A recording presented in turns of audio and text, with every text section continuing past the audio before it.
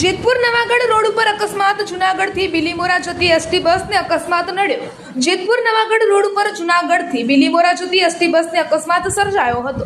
આ અકસ્માતમાં સુરત તરફ જતી એક ગાડી સાથે બસ અથડાઈ હતી. અકસ્માતમાં એક વૃદ્ધ દાદાને ઈજાઓ થઈ હતી. અકસ્માતનો ચોક્કસ કારણ શું છે તે અંગેની વિગતોની રાહ જોવાઈ રહી છે. રિપોર્ટર કિશન અગ્રવાલ. ચોકડી પર આવતા હતા ત્યાંથી આ સાઈડ આવતા હતા કોટપટની સાઈડ. તો એ લોકો વાંચી એસટી આવી. એસટી આવી અને ધડાકા બે ત્યાં ઠોકી નાખી. એસટી વાળાનું એવું કહે કે બ્રેક ન લાગી મારા. તો આવી રીતના બ્રેક ન લાગે તો અમે 3 જણા હતા. મારા પપ્પાને બાયપાસનું ઓપરેશન કરાવેલું છે.